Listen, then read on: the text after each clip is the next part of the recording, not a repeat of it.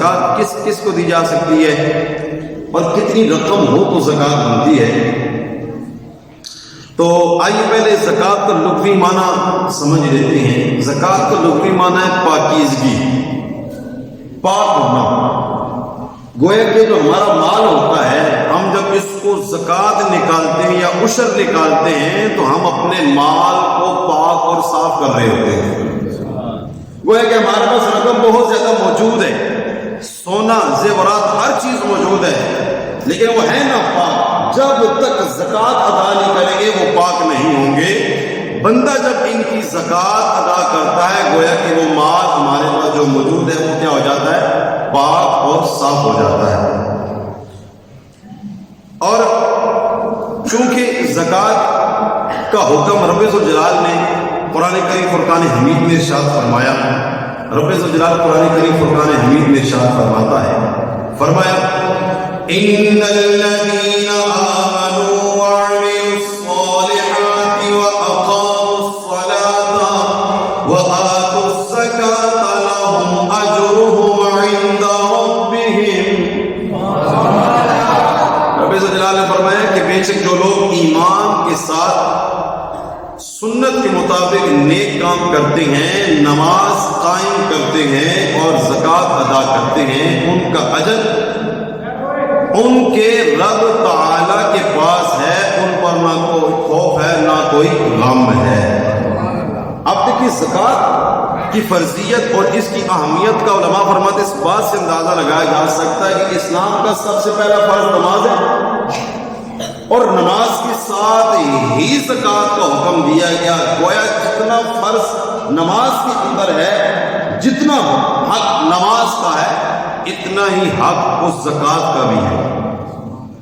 لیکن ہمارے ہاں میں اس کو ایکسٹرا چیز سمجھی جاتی ہے، ایک الگ سے اس کو کوئی حکم سمجھا جاتا ہے۔ یاد رکھیں الگ سے نہیں، بلکہ حدیث پاک بخاری شریف کی کیا ہے، نبی پاک حضور جانے کائنات خاتم النبیین صلی اللہ تعالیٰ علیہ وآلہ وسلم نے ارشاد فرمایا بنی الاسلام علی خمس، فرمایا اسلام کی بنیاد 5 چیزوں پر ہے۔ سب سے پہلے کیا فرمایا؟ شہادت اللہ الہ الا اللہ، کہ اس بات کی گواہی دینا کہ اللہ کے سوا کوئی معبود نہیں، وَأَنَّ محمد رسول اللہ، اور محمد اللہ کے رسول ہیں۔ اور دوسری فرمایا وَإِقَامِ الصَّلَاةِ، اور فرمایا نماز کو قائم کرنا اسلام کا دوسرا فرض ہے۔ اور فرمایا تیسرا کیا؟ وَإِيتَاءِ الزَّکَاةِ، اور فرمایا زکوٰۃ کو ادا کرنا۔ اور فرمایا وَالْحَجِّ، اور حج ادا کرنا۔ اور 5واں وصوم رمضان، اور رمضان کے روزے رکھنا۔ اسلام کی بنیاد ان 5 چیزوں پر ہے۔ پورا کا پورا اسلام کھڑا ہے کس پر؟ ان 5 چیزوں پر۔ اللہ تعالیٰ کی توحید کی گواہی دینا، محمد مصطفیٰ کی رسالت کی گواہی دینا، اور فرمایا کہ نماز قائم کرنا، زکوٰۃ ادا کرنا، اور حج کرنا، اور رمضان کے روزے رکھنا، یہ اسلام کے بنیادی احکام ہیں۔ اور یاد رکھیں چونکہ ہمارا موضوع زکوٰۃ ہے، ہم زکوٰۃ کے حوالے سے بات کر رہے ہیں، تو زکوٰۃ کا جو مال ہے یہ ادا کرنا ہمارے اوپر لازم ہے۔ بعض افراد اس سے کوتاہی کرتے ہیں، ان کو زکوٰۃ رکھی اسی لیے انسان کو جانچا جائے، انسان کو دیکھا جائے کہ وہ انسان جس کو رب نے مال دیا ہے، رب نے نعمت عطا فرمائی ہے، رب نے سب کچھ دیا ہے، تو جب رب ہی کہہ رہے میری برگاہ میں دو، میرے راستے میں دو، تو پھر پتہ چلتا ہے کہ انسان رب کے ساتھ کتنا مخلص ہے۔ پھر پتہ چلتا ہے کہ انسان مال و زر ہونے کے باوجود رب تعالیٰ کے ساتھ کتنے اپنے سودے بازی کرتا ہے، کتنا رب کے ساتھ اپنا یہ سودا کرتا ہے کہ رب ہی نے دیا ہے، اور رب نے دینے میں کنجوسی نہیں کی، لیکن بندہ رب کی برگاہ میں دینے میں کنجوسی کر جاتا ہے۔ یعنی کہ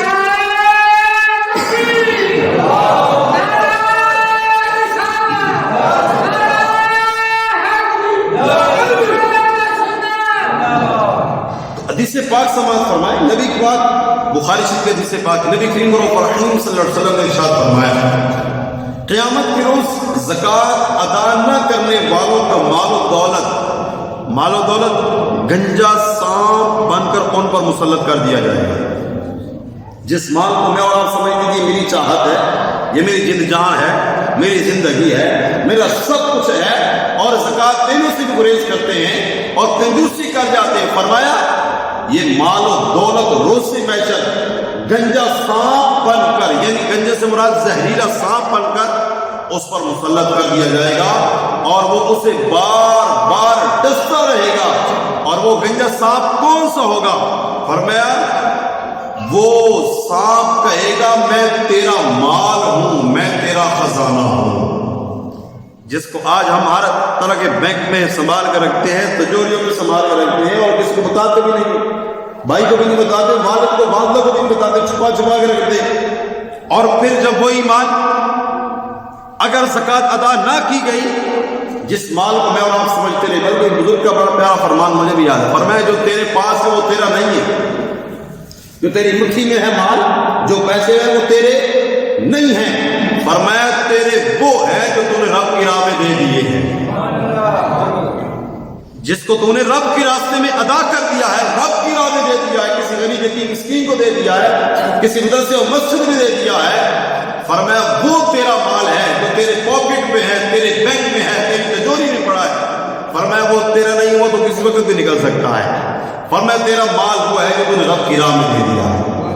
اللہ اکبر۔ تو فرمایا وہ سانپ حقیقت میں انسان کا اپنا ہی مال ہوگا جو اس نے زکوٰۃ ادا نہیں کی ہوگی، حقیقت میں وہی اس کا ہوگا جس کو ساری زندگی سنبھال کر رکھا رہا، وہ اس کی حقیقت میں سانپ بن جائے گا۔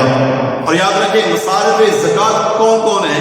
قرآن کریم فرقان حمید جو انما الصدقات للفقراء والمساکین والعاملین جو فرمایا گیا، فرمایا مصارف زکوٰۃ 8 قرآن کے اندر بیان ہوئے، 8 مصارف زکوٰۃ قرآن کریم میں بیان ہوئے۔ نمبر 1 فقراء، نمبر 2 مساکین، نمبر 3 عاملین زکوٰۃ، نمبر 4 مؤلفۃ القلوب، نمبر 5 غلام کی آزادی، نمبر 6 مقروض، نمبر 7 فی سبیل اللہ، اور نمبر 8 مسافر، ان کو زکوٰۃ دی جا سکتی ہے۔ اب اس کی تھوڑی تفصیل سن لیں، اس میں کچھ چیزیں تو منسوخ بھی ہوئی ہیں جن کو زکوٰۃ دینے سے علماء نے منسوخ قرار دیا ہے۔ وہ سب سے پہلے فقراء، فقیر کسے کہتے ہیں؟ آج ہر بندہ فقیر بن جاتا ہے، رمضان کا مہینہ آتا ہے تو سارا سال وہ ٹھیک ٹھاک ہوتا ہے، کما بھی رہا ہوتا ہے، کھا بھی رہا ہوتا ہے، لیکن جیسے ہی رمضان کا مہینہ شروع ہوا، حضرت صاحب مجھے بھی زکوٰۃ دینی، میں بھی فقیر ہوں، تو سارا سال فقیر سب کیا کرتے رہے؟ ٹھیک ٹھاک کماتے رہے، ٹھیک ٹھاک سلسلہ تھا، اور بعض اوقات ایسے ایسے فقیر ملتے جب ان کو کھولا جاتا پتہ چلتا کہ چنگی بڑی پراپرٹی موجود ہے۔ اس دن ایک بندے نے مسئلہ پوچھا کہ جو فقیر ہے فلاں ہے تو کیا ہم اس کو زکوٰۃ دے سکتے ہیں؟ میں نے دارالفتہ سے پتہ کیا کہ کہتے ہیں یہ بھی ان کے پاس ایک شاپ پہ کام کرتے ہیں، لیکن ان کے پاس 12 لاکھ روپیہ پڑا ہوا ہے، لیکن وہ جو 12 لاکھ ہے نا وہ کس لیے رکھا ہوا ہے؟ وہ اس لیے رکھا ہوا ہے کہ ان کے بچے نے باہر جانا ہے تو اس کی پیمنٹ رکھی ہوئی ہوئی۔ تو مجھے بتائیں کہ کیا ہم اس کو زکوٰۃ دے سکتے ہیں؟ نہیں دے سکتے۔ تو میں نے ان کو کہا کہ تم تو نہیں دے سکتے لیکن وہ تمہیں دے سکتا ہے۔ بھائی یہ دینے والا شاید 2 لاکھ ہوگا تو زکوٰۃ دے رہا ہے نا، 1 لاکھ ہوگا تو زکوٰۃ دے رہا، 3 ہو جائے گا، لیکن جس کے بارے میں مسئلہ پوچھا جا رہا ہو 12 لاکھ کا امیر ترین آدمی، تو کہا کیا جا رہا ہے کیا ہم اسے زکوٰۃ دے سکتے ہیں؟ یہ ایک بچہ ہے اس کا اور ایک باپ ہے کمانے والا۔ میں نے کہا کمال کی بات ہوگی، اگر انہی کو زکوٰۃ دیتے چلے جائیں تو پھر بیچارے مدرسے والے کہاں جائیں گے؟ اور پھر جو حقیقت میں جو غریب ہے، حقیقت میں جو مسکین ہے، وہ کہاں جائے گا؟ اور یہی وجہ ہے آج غریب، یتیم، مسکین، بیوہ عورتیں اور جو حقیقت میں جو غریب ہیں وہ پسے جا رہے ہیں، وہ بیچارے شرماتے ہیں مانگنے سے، مانگتے ہی نہیں ہیں، اور 2 نمبر آ کے مانگے چلے جا رہے ہیں، اور اپنے آپ کو یتیم مسکین ظاہر کر کے تو کیا سے کیا بنا دیتے ہیں۔ اور یہ ایسے کہا گیا نا جو مانگنے والے آپ کو نظر آتے ہیں، جن کو سمجھ میں زکوٰۃ دے رہا ہوں، یاد رکھیں بعض اوقات ان کی اچھی خاصی پراپرٹی ہوتی ہے، ٹھیک ٹھاک سیٹل اپنے مقام پر ہوتے ہیں، لیکن کیا شکل و صورت بنا کے وہ آ کے مانگنے شروع کر دیتے ہیں۔ اور یاد رکھیں زکوٰۃ دینے کے لیے اگر آپ کسی کو زکوٰۃ دیتے ہیں تو پہلے جانچ پڑتال کرنا آپ کے اوپر لازم ہے۔ آپ نے ویسے انہوا کسی کو زکوٰۃ دے دی، آپ کی زکوٰۃ ادا نہیں ہوگی۔ اور آج تو یہ کہا جاتا ہے جی میرے جو بیرون ممالک کے کچھ افراد ہوتے ہیں وہ کیا کرتے ہیں، باہر سے پیسے بھیج دیے 5 لاکھ 10 لاکھ، کہا جی یہ آپ نے غریبوں میں تقسیم کر دینا، اور ادھر حضرت صاحب اپنی جاریاں، اپنی دوستیاں، اپنی رشتہ داریاں، اور بعض اوقات تو ایسے ایسے معاملات سننے کو ملتے ہیں، یقین مانے کہ جن کی جوان بیٹیاں ہوتی ہیں ان کو زکات دیتے اپنے ساتھ مائل کرنے کے لیے. حقیقت بتا رہا ہوں, یہ میں کوئی ایسی بات نہیں کر رہا کہ حقیقت میں ایسے لوگ پائے جاتے ہیں کہ جو اس نیت سے دیتے ہیں کہ چلو ہماری طرف مائل ہو جائے معاذ اللہ, اور وہ ادھر آ کے دینے والا کوئی باہر بیٹھا ہوا ہے زکات, اور ادھر حضرت صاحب اور راجہ چودھری ملک خان بن کے سب کو بتا رہے اور لائن میں لگا کے دیے جا رہے, اور پھر لینے والے وہ بھی ایسی تو پھر دینے والا بھی ایسا, تو پھر زکات کہاں ادا ہوگی؟ تو یہ غور کرنا چاہیے ہمیں کہ زکات دینے والا واقعتاً اپنی زکات دے رہے ہیں کسی کی دے رہا ہے, اور پھر دینے والے کو جانچ پڑتال کریں. اور اس کے کئی سوالات ہیں.